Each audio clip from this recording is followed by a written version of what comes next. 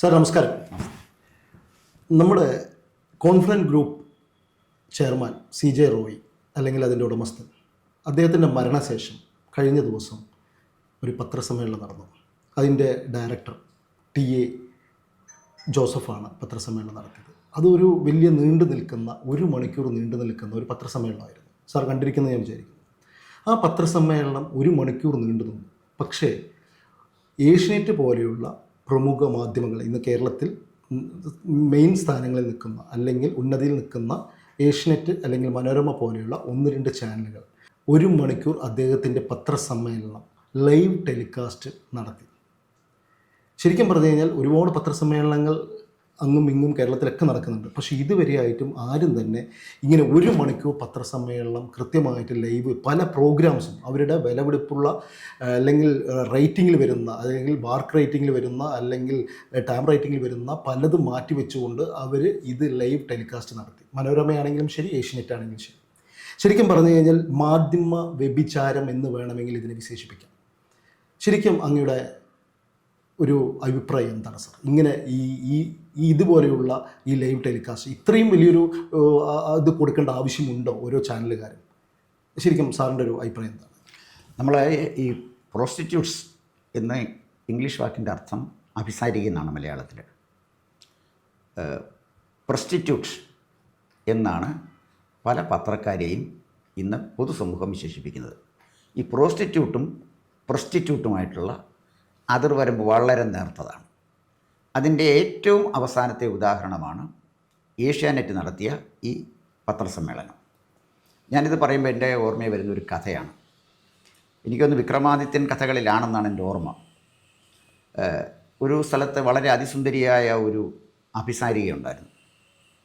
അപ്പം ഈ അഭിസാരികയുടെ അടുത്ത് ചെല്ലാൻ പറ്റുന്നത് വളരെ വലിയ കസ്റ്റമേഴ്സിനെ, വലിയ സമ്പന്നന്മാർക്കേ അവരെ സമീപിക്കാൻ പറ്റുമായിരുന്നുള്ളൂ. അപ്പോൾ ഇത് ചെറുപ്പക്കാരൊക്കെ ഇങ്ങനെ കണ്ട് ഈ സുന്ദരിയെ കണ്ടു പോകുക എന്നുള്ളതല്ലാതെ അവരുടെ അടുത്തും ആ വീടിനടുത്ത് പോലും അവർക്ക് ചെല്ലാൻ പറ്റില്ല.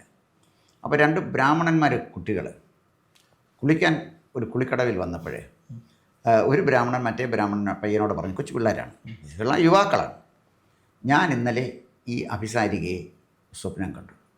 ഈ സ്വപ്നത്തിൽ ശരിക്കും അവളുമായിട്ട് ബന്ധപ്പെടുന്ന പോലെ തന്നെയാണ് എനിക്ക് തോന്നിയത്, വലിയൊരു അനുഭവമായിരുന്നു എന്ന് പറഞ്ഞു. ഈ അഭിസാരികയുടെ ജോലിക്കാരി അവിടെ തൊട്ടടുത്ത് ഇത് കേട്ടുകൊണ്ട് നിൽപ്പുണ്ടായിരുന്നു.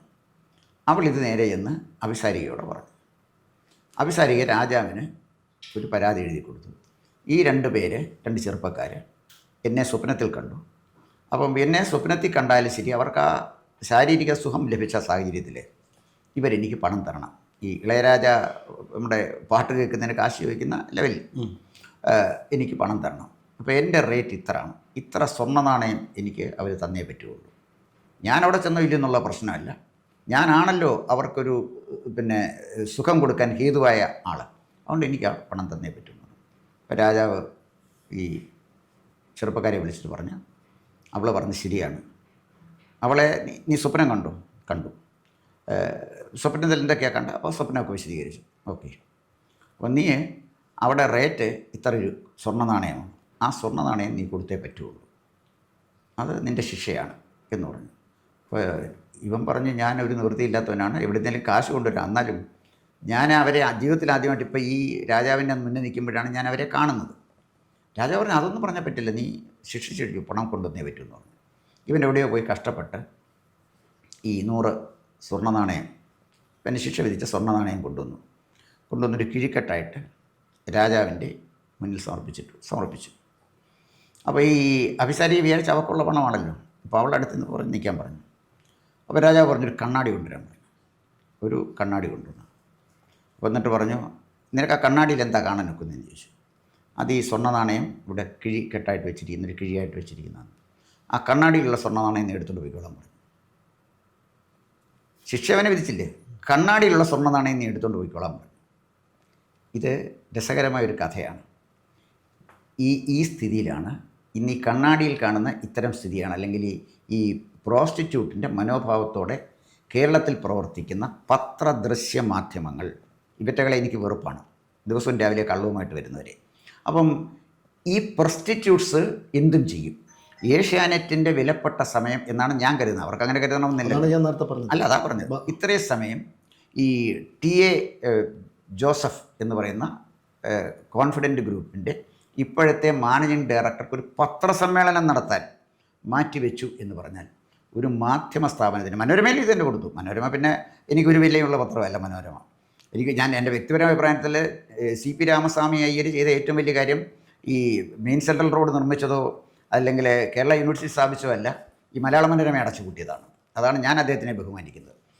അതവിടെ നിൽക്കട്ടെ. എന്തായാലും ശരി, ഈ ദൃശ്യമാധ്യമങ്ങൾ മാധ്യമ വ്യഭിചാരം നടത്തുന്നതിൻ്റെ അവസാനത്തെ ഉദാഹരണമാണ് 1 മണിക്കൂർ ഈ ഒരു പത്രസമ്മേളനത്തിനായിട്ട് മാറ്റിവെച്ചത്. അദ്ദേഹത്തിന് എന്ത് പ്രാധാന്യമാണുള്ളത്? CJ റോയ് ആത്മഹത്യ ചെയ്തു. കോൺഫിഡൻറ്റ് ഗ്രൂപ്പിൻ്റെ ചെയർമാനാണ്. ഇതല്ലേ ഉള്ളൂ. ഇവിടെ ബിൽഡർ ഇദ്ദേഹം മാത്രമേ ഉള്ളൂ. വേറെ എത്രയോ ബിൽഡേഴ്സുണ്ട്. വേറെ ഒരാൾ മരിച്ചായിരുന്നല്ലോ, മുത്തൂറ്റ് ജോർജ് എന്ന് പറഞ്ഞ ഒരാൾ ആത്മഹത്യ ചെയ്തില്ലേ? കപ്പൽ ജോയി എന്ന് പറഞ്ഞ ഒരാളെ ആത്മഹത്യ ചെയ്തില്ലേ? ഇവർക്കൊന്നും പത്രസമ്മേളനം നടത്താൻ സമയം കൊടുക്കാൻ എന്താണ്? കോൺഫിഡൻറ്റ് ഗ്രൂപ്പാണ് ഏറ്റവും അധികം പരസ്യം കൊടുക്കുന്നത്. പരസ്യദാതാവ്. ഇപ്പോൾ ഞങ്ങളുടെ കോന്നിയിലായിരുന്നു ഹെഡ് ക്വാർട്ടേഴ്സ് പോപ്പുലർ ഫൈനാൻസിയേഴ്സിൻ്റെ. എൻ്റെ ഗ്രാമത്തിനടുത്ത് എനിക്ക് അവരെല്ലാം അറിയാം. റോയിയൊക്കെ എനിക്കറിയാവുന്നതാണ്. അത് വലിയ കോടിക്കണക്കിന് രൂപയുടെ തട്ടിപ്പാണ് നടന്നത്. ആ തട്ടിപ്പ് നടന്ന റോയിയുടെയോ റോയിയുടെ ഭാര്യയുടെ ചിത്രം മനോരമ ചാനലിലോ പത്രത്തിലോ കൊടുക്കില്ല. ഈ പിന്നെ പോപ്പുലർ ഫൈനാൻസിയേഴ്സിനെതിരായ ഒരു വാർത്തയും അവർ കൊടുക്കില്ല. അൽ മുക്താദിൻ നിറഞ്ഞ പരസ്യം കൊടുത്തവരില്ലേ? അൽ മുക്താദിൻ്റെ ഒരു ദിവസം ഇവിടെ നിന്ന് മുങ്ങിയില്ലേ? അതിനെക്കുറിച്ച് എന്തെങ്കിലും ഒരു ചർച്ച ഈ മാധ്യമങ്ങൾ സംഘടിപ്പിച്ചു? ഇത്തരം ചതിയിൽ വീടിരുന്ന് ജനങ്ങളെ ബോധവൽക്കരിച്ചു. ഞാൻ പറഞ്ഞത്, നാണം കെട്ട പ്രാകൃതന്മാർ, നികൃഷ്ടജീവികൾ പത്രക്കാരൻ്റെ കുപ്പായമിട്ടാൽ ഉണ്ടാകുന്ന അപകടമാണ് നമ്മൾ ഈ കണ്ടത്. അതാണ് എനിക്ക് പറയാനുള്ളത്. ഇത് ഏറ്റവും പാർലമെൻ്ററി ഭാഷയിലാണ് ഞാനിത് പറഞ്ഞത്. ഇതാരും ഈ ടി വി കണ്ടുകൊണ്ടിരിക്കുമ്പം TV വരുന്ന വലിയ വിചാരണ ചെയ്യുന്ന ആളുകളുണ്ടല്ലോ, ഇത് പാൻറ്റും കോട്ടും ഷർട്ടും ഒക്കെ ഇട്ട്, അവരെ ഒന്നും ഈ TV തല്ലിപ്പൊട്ടിക്കാത്ത, അവൻ കാശ് കൊടുത്ത് വാങ്ങിച്ചിരിക്കുന്ന TV ആയതുകൊണ്ടാണ്. അപ്പോൾ ചില അഹങ്കാരത്തിന് കയ്യും കാലും വെച്ച ചില സ്ത്രീ രൂപങ്ങൾ വരുന്നുണ്ട്. ഞാനിത് അത് വരുമ്പോൾ ചിലർ വരുമ്പോൾ ഞാനങ്ങ് മാറ്റിക്കളയും. നല്ല ചർച്ചകൾ ഞാൻ കേൾക്കാറുണ്ട്. ഞാൻ കേൾക്കാറുള്ള ചർച്ചകൾ, ഒന്ന് ശ്രീജിത്ത് പണിക്കർ പങ്കെടുക്കുന്ന ചർച്ച ഞാൻ കേൾക്കും, അഡ്വക്കേറ്റ് ജയശങ്കർ വരുന്ന ചർച്ച ഞാൻ കേൾക്കും. അങ്ങനെ ചില ആളുകൾ നല്ല സ്റ്റാൻഡേർഡ് ചർച്ചകൾ നടക്കുന്നതുണ്ട്. പക്ഷേ അതൊഴിച്ചാൽ ബാക്കിയൊക്കെ ചവറ് ചർച്ചകളാണ്, നമ്മൾ കേൾക്കേണ്ട കാര്യമില്ല. അപ്പം ഇത്തരം ചർച്ചകൾ പ്രൊമോട്ട് ചെയ്ത് അവരുടെ ആളുകളെ പിന്നെ അവരുടെ ഇവരിൽ കൂടെ ആളുകളെ ബോധവൽക്കരിക്കുക. പരസ്യദാതാവ് എന്ത് ചെയ്താലും, എന്ത് മോഷണം നടത്തിയാലും അവനെ വെള്ള പൂശാനുള്ള ചായവുമായിട്ട് വന്ന് അവനെ വെള്ള പൂശുന്ന ഇവരെ ഞാൻ ആദ്യം സൂചിപ്പിച്ച പോലെ അവർ പിന്നെ പത്രപ്രവർത്തകരല്ല, പ്രസ്റ്റിറ്റ്യൂട്ട്സാണ്. വ്യഭിചാരികളും ഇവരും തമ്മിലുള്ള വരം വളരെ നേർത്തതാണ്. ഒരു സ്ത്രീ, വ്യഭിചാരിയായ ഒരു സ്ത്രീ ശരീരം വിറ്റാണ് ജീവിക്കുന്നതെങ്കിൽ ഇവൻ വാർത്ത വിറ്റ്, ദൃശ്യമാധ്യമങ്ങളാണ് ദൃശ്യങ്ങൾ വിറ്റ് ജീവിക്കുന്ന ആളുകളാണ്.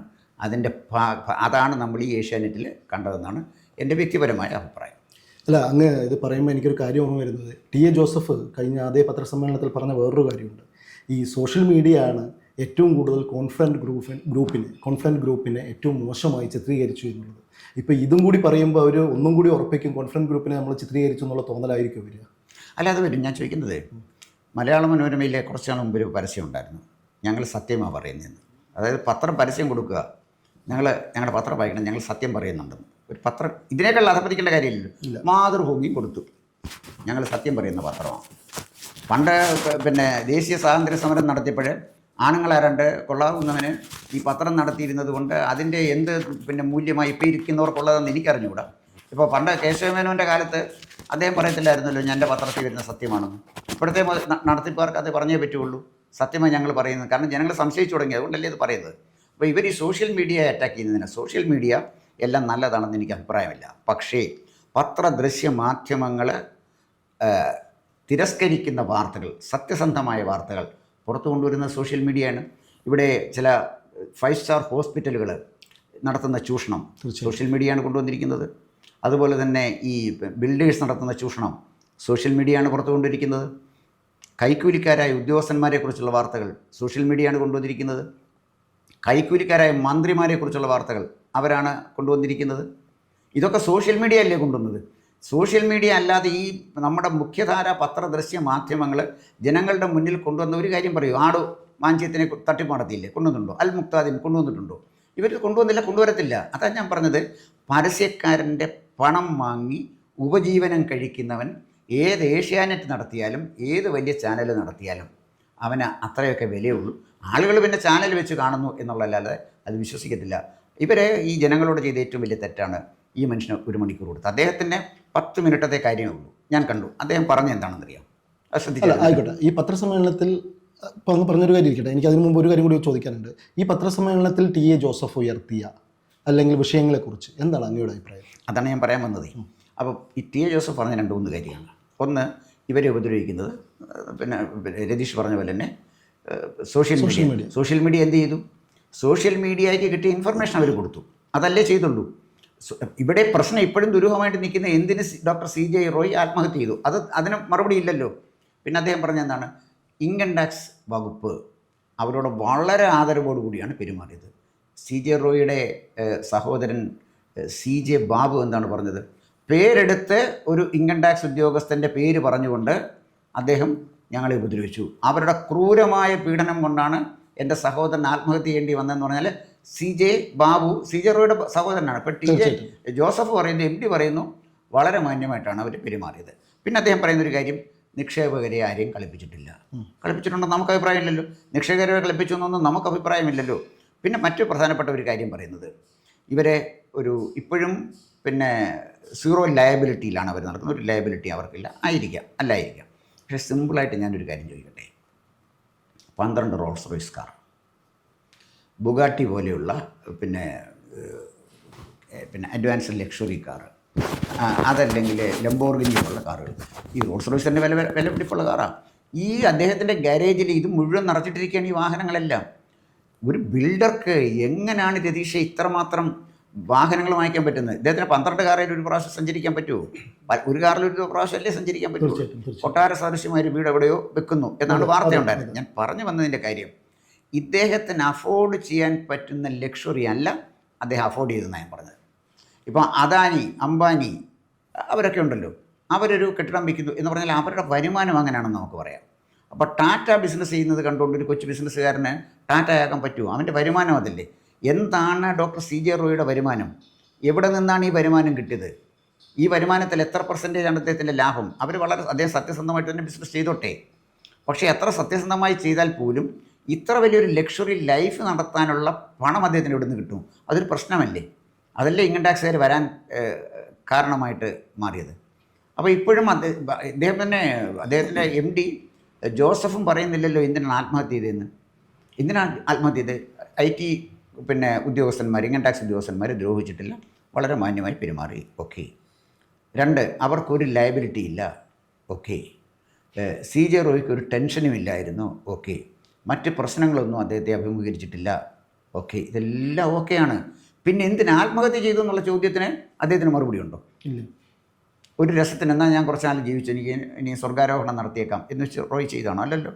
റോയ് കടുത്ത മാനസിക സംഘർഷത്തിലല്ലേ ഒരാൾ ആത്മഹത്യ ചെയ്യുന്നത്? അതുപോലെ റോയിയെ പോലെ ജീവിതം ആർഭാടമായിട്ട് ആഘോഷിക്കുകയും ജീവിതം ആസ്വദിക്കുകയും ചെയ്ത ഒരാളാണ് അദ്ദേഹം.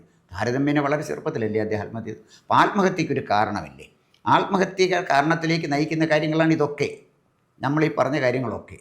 അപ്പോൾ അവിടെ കള്ളപ്പണം ഉണ്ടായിരുന്നു. ഇനി അദ്ദേഹത്തിന് എത്തിയിരുന്ന പണം എന്തെങ്കിലും രാജ്യദ്രോഹ പ്രവർത്തനങ്ങൾക്കായിട്ട് വിനിയോഗിക്കുന്നതായിട്ട് എന്തെങ്കിലും തെളിവുകൾ കിട്ടിയോ? അദ്ദേഹത്തിന് പണം കൊടുത്ത ഉന്നതന്മാരിലേക്ക് അന്വേഷണം ചെല്ലും എന്ന് അദ്ദേഹം ഭയപ്പെട്ടോ? ഒരുപാട് സാധ്യതകളുണ്ട്. ഇതൊക്കെ സാധ്യത ഞാൻ ചോദിച്ചത്. എന്തിനാണ് ഡോക്ടർ CJ റോയ് ആത്മഹത്യ ചെയ്തത്? അതിന് മറുപടി പറയണ്ടേ? അതിനുത്തരമില്ല. ഉത്തരമില്ലാത്ത ഒരു സമസ്യയ്ക്ക് വേണ്ടി ആണ് 1 മണിക്കൂറിലധികം ഏഷ്യാനെറ്റിൻ്റെ വിലപ്പെട്ട സമയം എന്ന് ഞാൻ പറയുന്നില്ല, ചവർ സമയം, അതാണ് അവരുടെ കാര്യം. ആ ഒരു സമയം അവർ ചെലവഴിച്ചതിന് വേണ്ടിയാണ്. ഇതിൽ ഈ സോഷ്യൽ മീഡിയ സാധാരണ രീതിയിൽ ഒരു നടൻ ഇതിലുണ്ട് എന്ന് പറഞ്ഞുകൊണ്ട്, അതായത് ഒരു നടൻ പണം നിക്ഷേപിച്ചിട്ടുണ്ട് കോൺഫറൻസ് ഗ്രൂപ്പിൽ, അതുമായി ബന്ധപ്പെടുത്തിക്കൊണ്ടുള്ള ആരോപണങ്ങളും വിഷയങ്ങളും പറഞ്ഞുകൊണ്ടുള്ള അത് ചാനൽ ചർച്ചകളിലും ഉണ്ടായിരുന്നു ആ ഒരു ആരോപണം. അത് ഏത് നടനാണ് എന്ന് അങ്ങേക്ക് അറിയാമോ? അല്ലെങ്കിൽ അങ്ങനെ എന്തെങ്കിലും ഒന്ന് പറയാൻ പറ്റുമോ? അല്ല, ഇതിനകത്ത് സ്വാഭാവികമായിട്ട് നടന്മാർ ഒരു നടനായിരിക്കത്തില്ലല്ലോ. ഇപ്പോൾ സ്വർണ്ണപ്പാളി കേസിൽ നടൻ വന്നില്ലേ, പോറ്റിയുമായിട്ട് ബന്ധപ്പെട്ട് നടൻ വന്നു. അപ്പം നടന്മാരങ്ങനെ വരും. നടന്മാരുടെ ഇഷ്ടം പോലെ കള്ളപ്പണമുണ്ട്. അവർ സെലിബ്രിറ്റി സ്റ്റാറ്റസിൽ ഈ കള്ളപ്പണത്തിന് സംരക്ഷണം, അവർക്ക് അവരുടെ സെലിബ്രിറ്റി സ്റ്റാറ്റസാണ് സംരക്ഷിച്ച് നിർത്തുന്നത്. പിന്നെ ഏറ്റവും അധികം കുഴപ്പങ്ങൾ നടക്കുന്ന ഒരു മേഖല നമ്മുടെ സിനിമാ മേഖലയാണ്. കള്ളപ്പണത്തിൻ്റെ കുത്തൊഴുക്ക് നടക്കുന്ന ഒരു മേഖലയാണത്. അപ്പോൾ ഏതെങ്കിലും ഒരു നടൻ അതിനകത്ത് വന്നു എന്നുള്ളത് കൊണ്ട് ഇതിൻ്റെ പ്രത്യേക പ്രാധാന്യമുണ്ടെന്ന് എനിക്ക് തോന്നുന്നില്ല. മറിച്ച് പ്രശ്നം അതല്ല, നമ്മൾ ഉത്തരം കണ്ടെത്തേണ്ട ചോദ്യം എന്താണ് രതീഷ്? എന്തിന് ഡോക്ടർ CJ റോയ് ആത്മഹത്യ ചെയ്തു? അതല്ലേ സിമ്പിൾ ചോദ്യമല്ലേ? അതിന് മറുപടി പറയാൻ ജോസഫിന് കഴിഞ്ഞോ? ഇല്ല. ഞങ്ങളുടെ ചെയർമാൻ CJ റോയ് ആത്മഹത്യ ചെയ്തത് ഞങ്ങൾ സംശയിക്കുന്ന ഇന്ന കാര്യങ്ങളാണ്, അല്ല ഇന്ന കാര്യങ്ങളുണ്ട്.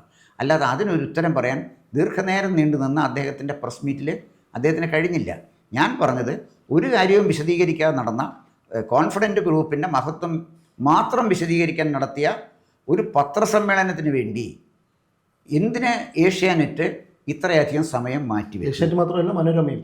മനോരമ ഒക്കെ മനോരമയും ഏഷ്യാനെറ്റും ഒക്കെ ഒരേ തൂവൽ പക്ഷികളാണ്. എന്തായാലും CJ റോയ് വിടവാങ്ങി. പക്ഷേ ഇവിടെ കോൺഫറൻസ് ഗ്രൂപ്പ് മരിക്കുന്നില്ല. കോൺഫറൻസ് ഗ്രൂപ്പ് നിക്ഷേപിക്കുന്നവർക്കും ഇനിയും മുന്നോട്ട് പോകാം എന്നുള്ളതിൻ്റെ ഉദ്ദേശ ലക്ഷ്യമായിരിക്കാം കഴിഞ്ഞ ദിവസം നടന്ന പത്രസമ്മേളനം എന്നാണ് നമ്മൾ മനസ്സിലാക്കുന്നത്. തീർച്ചയായിട്ടും അതൊരു ബിസിനസ് ട്രെൻഡായിട്ടാണ് ഞാൻ മനസ്സിലാക്കി കാണുന്നത്. ഞാൻ എന്നല്ല, പൊതുവെ എല്ലാവരും മനസ്സിലാക്കുന്നത് അങ്ങനെ തന്നെയാണ്.